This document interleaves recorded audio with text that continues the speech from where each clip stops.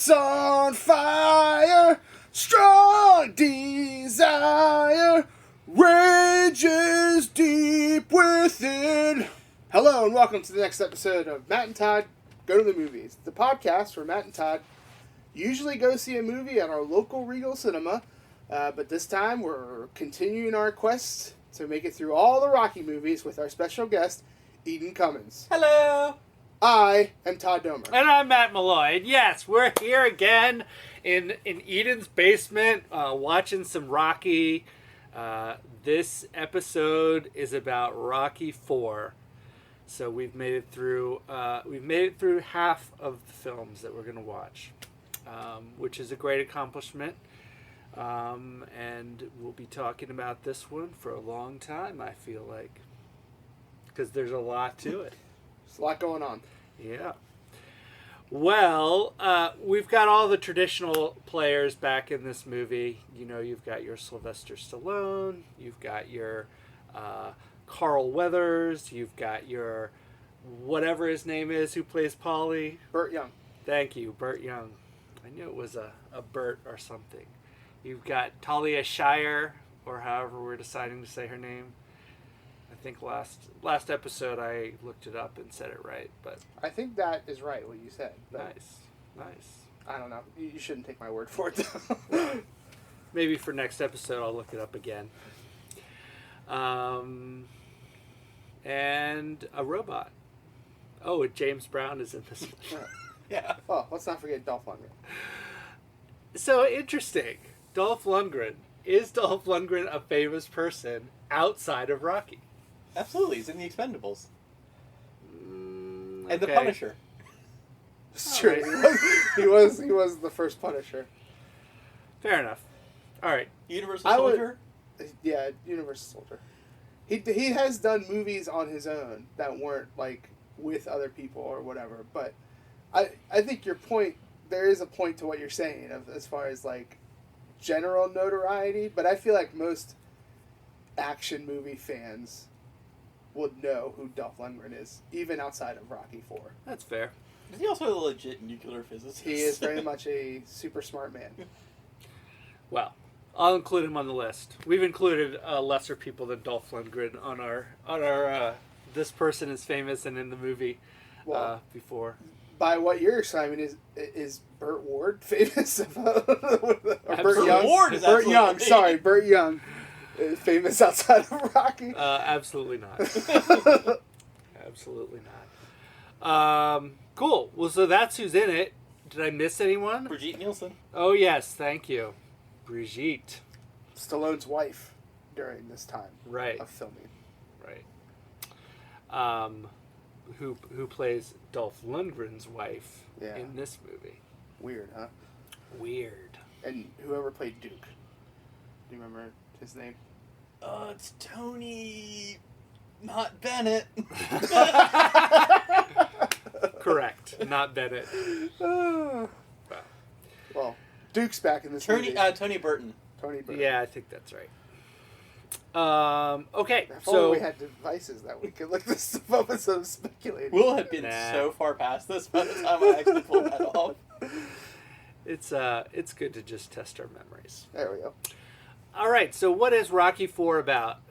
It's a pretty simple story, actually. It is the big Russian communist hope comes to America to start his boxing career, and good old Apollo Creed comes out of retirement to say, "Aha! I'll show him," and they have a fight, and something happens, which I don't think it's a spoiler to reveal that. I don't either. Apollo Creed is killed in the boxing ring by Ivan Drago, the big Russian. And so then Rocky decides, you know what? I've got to stand up for America and all of America's bad things and good things together, and my friend Apollo, and I'm going to have a fight with Ivan Drago. This fight takes place in Russia. There's training that happens in Russia, in Siberia.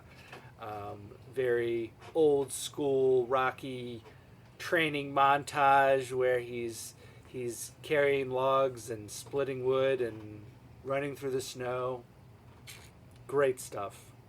And meanwhile, Ivan Drago is doing steroids and using machines with multicolored lights on them, and you going the scientific route. And then they have a fight in Russia, and I'm saying it happens in Moscow. It's unclear where it actually takes place, but that's what I'm going with. And yeah, Rocky wins over the Russian crowd, and everyone lives happily ever after. That we know of at the end of this movie. That we know of, yes. So, that's what it's about. Todd, what do you think of Rocky 4? Well, I'll start by saying that I do think when the commentators start doing their job at the Russian fight for Rocky and Drago, I do believe they say we're live from Moscow. Oh. Now that I've been thinking about it, I can't confirm that unless we play it again, but that rings pretty true to what I remember seeing. So Fair. Homework for everyone. Go watch it yourself. It's on HBO Max. So, all right, back to my thoughts about this movie. I don't think there's any surprise here to say that I love this movie. I've grown up watching this movie and loving it. Sure, being older and seeing, like, better understanding some of maybe the, I don't know, geopolitical atmosphere of this movie kind of takes it to a little bit of, I would even argue, like, a deeper level than what it is surfacey. And, you know, some of the stereotypes that are based in truth about Americans being super arrogant and being like, we're the best at everything. And then, you know, also that Russians are very proud people and, like, you know, want to be the best at everything, kind of like the two big boys on the block throwing down. But outside of all that kind of atmosphere, I think this is a good movie. Like, I think there's good acting. I think there's a good story that can go deep on many levels if you wanted to. But honestly, if you wanted to just zone out and not pay attention to that stuff, it's a short, tight hour and 31 minutes of, you know, just some good old Rocky-ness. We dropped some of the campiness from 3, and we're on to some more campiness in this one with the robot and everything that has to do with Paulie's present of a robot, which I guess for 85 was a big thing and people got really excited to see. And then, but nowadays I'm like, you know, the phone that I'm holding in my hand does more than that robot could ever dream of doing. So, little dated in that aspect. But yeah, I mean, I think everyone does a pretty good performance here. I think, you know, obviously it's very Rocky and Apollo heavy, but I guess a negative that I'm kind of feeling like is that I really feel like, I'm going to say her name wrong again, Talia Shire, whatever, Shire, I think is what we're going with. I almost feel like she takes a back seat in this movie, big time. I mean, like there's moments where they have important talks and she is saying her truth, and she's not all up in it like she has been in the previous movies. I feel still there, presence is still felt, but really kind of I think she took a back seat in this movie. You know, for someone like who's so integral to the story as Adrian is, it was noticeable for me. I don't know if I'm in my own camp about that one, but as we discussed during the fight scenes and the sound effects for this movie are pretty much on point, I think, as far as like making you, like you have like a visceral reaction when punch lands in this movie. I feel like they're just so thunderous in there that it's like every time someone gets punched, you're like, oh, I felt that, or you know, like, which I think is props to the sound editor on that one. So I mean, unsurprising to probably anyone who knows me, I still love this movie. It's still one of my favorite Rocky movies, and it's going to get high marks from me. So, I don't know about everyone else, but I'll turn it over to Eden. What did you think about this Russia versus America? So I came into this one thinking that it was going to be the beginning of, like, I recall 4 and 5 being so not good as to be borderline unwatchable. And I think that my big thing with this one was really that I feel like there was a movie that I was more interested in watching on the cutting room floor. Because, like, the first half of it is this really interesting introspection on Apollo and, like, what happens when you can't fight anymore. And he was just in Rocky's corner and was around it again. And, like, this guy who can't give it up. And what that does to him to have, like, this challenge.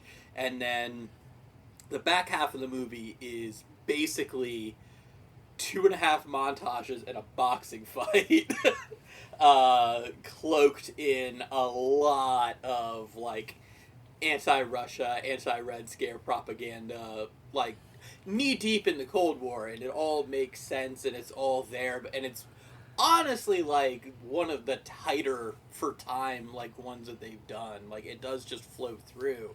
But, like, the beginning promised to be a very different movie than the back half delivered on.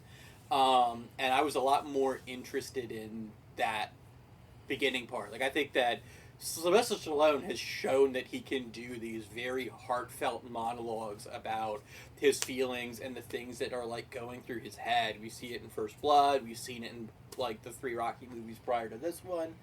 His conversation with Adrian kind of, like, falls flat for me compared to some of those. And I really would have liked to see him talk about how he was holding the towel when Apollo died and didn't throw it. Like, he shows this guilt on his face in some places, and I think he does a good job of showing, like, how he's torn with this. And I feel the Rocky and Apollo relationship is one of the more earned relationships in movies. Like, that, their friendship makes sense, their relationship makes sense, and I just feel like there was a lot that could have been said and could have made a movie, again, I'm not going to say better, that I would have been more interested in. I think that this was, like, much better than I remembered it being, like, all that said. Like, I think that it's really tight, the pacing on it is phenomenal. They very clearly use 2 different sound effects for when Drago punches versus anyone else punches, so Dragos just sound like murder. And the fight at the end, even though, like, it's not filmed to be so, is, like, definitely the most, like, brutal fight that they, like, both Drago fights are, like, really brutal, even compared to, like, Clubber, who was supposed to be, like, a killer from 3. Or, you know, the Apollo fights from the first 2 movies, which were, like, really, like, drag out, go the distance, and shot very dramatically and centerpieced. Like, this one, like, really felt like they went to war. I will say, like, the other thing that really dragged me out of this one is this one really cements Adrian as a person who doesn't believe in Rocky until the 0 hour and teaches him to believe in himself. Like, that's been a trend since 1, when she's ambivalent about his career. Since then, like, her role in these movies is to say, I don't think you should fight. I don't think boxing should be a career, as near as I can tell. And then a thing happens. She shows up and says, "Win it for me," and he says, "Gotcha." Like, there's, like, for a relationship that is, like, it's like a Kirk thing. Like, the character of James Kirk is very different on the screen to what we all think of when we think of James Kirk. And, like, it's very much that. The relationship of Rocky and Adrian is, like, put up as, like, this supporting, like, down to ride forever, like, really has his back. And that's not shown on the screen. Like, she's there to say, you shouldn't do this, like, ever.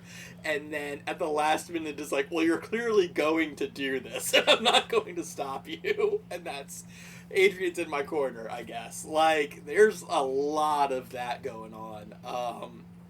But yeah, I did enjoy myself as much as it sounds like I'm crapping on it. I did really, I did really enjoy it. I just think that like there's so much promise in this franchise, and especially coming out of like the first two, and then even the through story in 3, like there's so much promise that when it does just turn into the perception of a Rocky movie of just like montages and then a fight and then yay, like it's disappointing to me because Stallone has shown he's got like these chops. He's got action chops, writing chops, directing chops. Like he can do it, and it just feels like what he's delivering is opiate for the masses. And I would have preferred it to be a deeper movie. Yeah. Sweet. Matt? Well, so I used to really like this movie a lot. And I think that came from a time period where I was really pro-USA in all things and sort of had blinders on when it came to maybe how we're perceived around the world, or maybe some things that our country does that aren't really that great when it comes down to it. And so watching it today, I definitely had a different feel of like, almost like, I think you brought this up, Eden. I don't remember if you said it now or just during the movie, but like the Russian characters had some good points when they were like complaining about America, and it was just kind of like, oh yeah, those are kind of true statements about America when we really come down and think about it, and so I feel like that takes a little bit out of the movie for my total enjoyment of it, because I don't feel like I can in good conscience anymore just say USA USA without any kind of thought to it. And I will say that the movie does kind of redeem itself at the end with like this message of unity. Rocky gives a big speech at the end of the fight to the Russian people and says, everyone can change, we can all love each other, I guess, which is kind of better than USA will dominate you or Russia will dominate everyone or whatever, I guess. But overall, I think I enjoyed it less than probably when I saw it as a younger person with a different worldview than I have today. Not to say that the montage in Russia of Rocky training isn't great. It is. I think it's right up there as one of the best training montages of the entire series.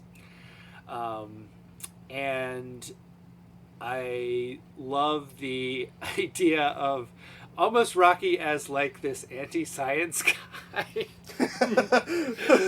Like, I'm not sure if Rocky would get the vaccine based on this movie, the COVID vaccine. It's just such a juxtaposition. I got That's the one. Thank you, Eden. Of the Russian total science, everything is science and everything is technology, versus Rocky, who's doing his thing out there in the wilderness. I don't think he's actually anti-science, but in our current time, it's funny to think about that, I guess. Overall, I still enjoyed myself, even with my caveats that I threw out at the beginning. I think at this point it's fun to see the characters that we're sort of growing into knowing pretty well, sort of being themselves, and Polly has his perhaps most redemptive moment that then he throws away a few minutes later by saying, "Forget what I said." But yeah, I still enjoyed myself. I still had a good time watching this. I feel like my eyes are a little bit more open to the geopolitical machinations of the world that pop up in this film. So I liked it. You should watch it if you haven't. And that's where I end up. Nice. Yeah, I would argue that if you're not going to do a complete Rocky Balboa like we are, then I think you should watch Rocky 4 and Creed 2.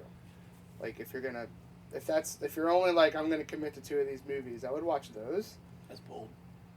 Just because I think a lot of the stuff that we've brought up here gets talked about in that. Like, so maybe they view that maybe they had a missed opportunity about some stuff and didn't fully explain some stuff. So I like that. I mean, obviously, I still think Rocky 2 is going to end up being my favorite film in the franchise. I'm not going to say that complete cement-wise because, we're not through it yet. But, yeah, I think as the only person in this room who's seen Rocky 4 and Creed 2, I think. True. Yeah. They pair up, I believe, never watching them back-to-back, they pair up very well in my mind. So that would be my advice. Not going to have a full-on Rocky Balboa. Have a Rocky Creed double feature. Creed 2 double feature. So, well, how many James Browns are we going to give this movie? James Brown's in this movie. His song "Living in America" is featured in this movie. And this was back before all the stuff that we didn't really know about James Brown and all the bad stuff he did came out, so people could freely enjoy it. Now, not so much.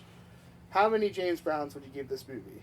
Obviously 5 being the best, because then you got 5 James Browns dancing and singing and we're all having a good time. 0 James Browns, well, then you're just by yourself, and who likes that? So, let's start with Eden. It's really tricky, and I wish that we were on a Duke scale, because he is the most protective person in this entire series. As Rocky's living trainer. I'm gonna give it... It's so tough, because I'm, thinking of the previous scores, and I don't feel it's better than 1 or 2, but I am, really thinking about a high number. I'm gonna call it... We're all about our gut here. I'm gonna call it a 3.2. First impressions. I'm gonna call it a 3.2. Nice. 3.2. 3.2 James Browns 3.2 out of James 5. Browns. I'm gonna land. Wait, do you usually go first, or do I? I usually do. You do? Okay, never mind. Sorry, Matt. It's okay. That's right. I call on you first. We have an extra person here. Third person here throwing me off. Throwing it off. We work it out. It's good. Matt, how many James Browns are you gonna give this geopolitical thriller? Yeah. I feel like this is a slightly above average film. There are a couple things that are in it that make me smile and raise my ranking and in percentage points of James Brown. One is the fact that they went out of their way to get a look-alike for Mikhail Gorbachev, and who features prominently in the fight that does happen in Moscow. I looked it up, so we're good there.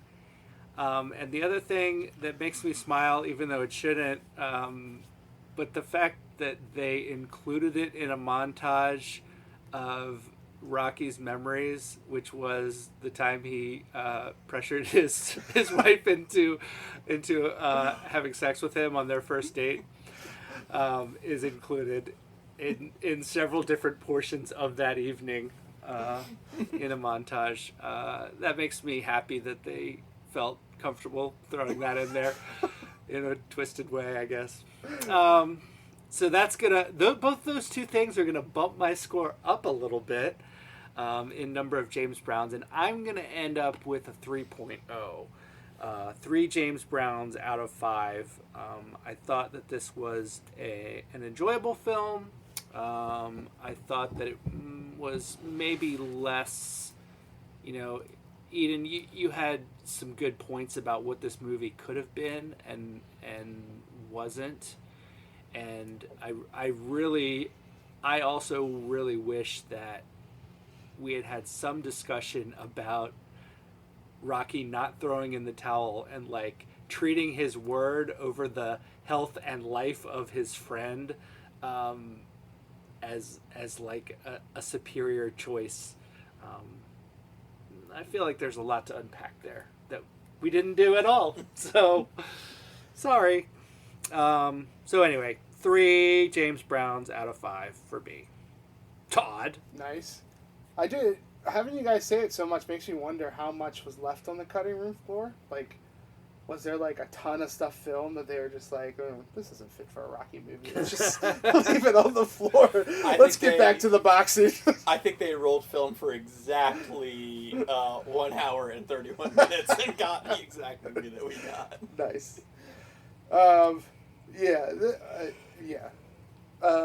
Some very true points have been shared. This movie will always have a soft spot in my heart. There's just no denying it at this point. It's going to be a 4.0 for me. I still get all the right chills at the right time when I watch this movie, and hits a lot of points that I still like, and some great points brought up from the two of you, but I'm able to go back to be like, okay, 1985. And might I add, USA, USA, USA. Fair enough, Todd. Fair enough. So. The back half of this movie is essentially a 45-minute long TikTok.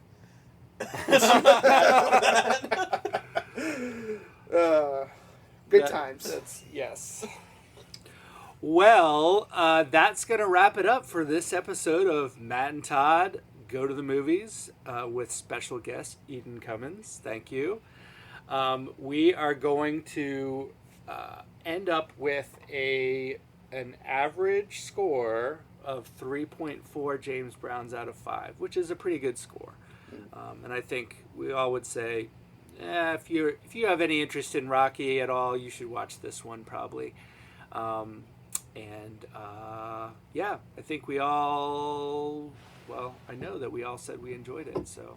I think this is the easiest standalone Rocky.